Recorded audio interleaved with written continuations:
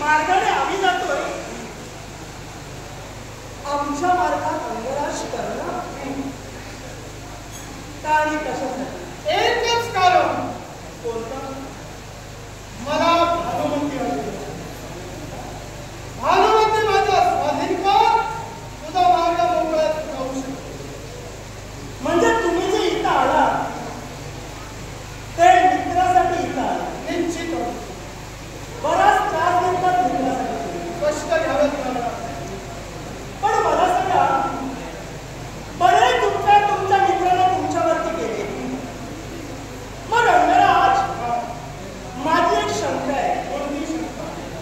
तुमच्यावरती उपकार केले म्हणून इथं आला की खरंच मैत्रीसाठी आला?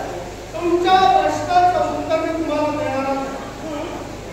तुमच्या भाषेत आणि तुमच्या प्रश्नातूनच मी देणार आहे. ऐकूया.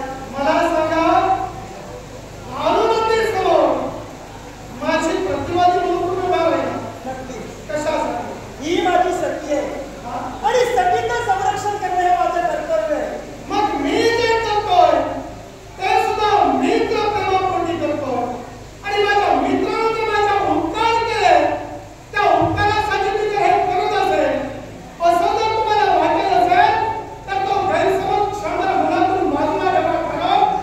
केलेले उपकार हे नंतर, पण त्याच्या अगोदरपासून माझा आणि सेवकाचं हे मैत्रीचं नातं आहे. आणि त्या मैत्रीच्या प्रेमापोटी मी हे सारं करतो. मी कुठंच अंगराज, हे सारं तुम्ही दिव्य घडीत आहे, हे फक्त मैत्रीसाठी घडीत आहे.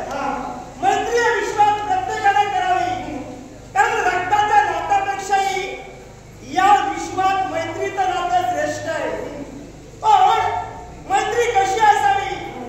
तर भानुमती आणि माझ्यासारखी असावी. स्पष्ट करून त्या मैत्रीत कधी स्वार्थ नसावा.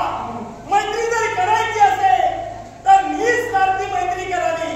मी तर असं म्हणेन, ही जी तुमची मैत्री आहे ना, ही फक्त स्वार्थी मैत्री आहे. माझी मैत्री स्वार्थी आणि तुमची मैत्री निस्वार्थी. सहज बोलून मोकळा झाला, पण मी विषय पहिल्यांदा स्पष्ट करून दिलेला आहे. मी जे काही करतोय ते मैत्रीसाठी करतोय, कारण मैत्री ही अगोदरपासून आहे. आणि त्या मैत्रीला साधणारा माझा मित्र शिरोधन म्हणून माझ्या मागे सन्मानासाठी त्यानं अन्य देशाचं राज्य मला बहाल केलं. राज्य बहाल केलं हा नंतरचा प्रश्न.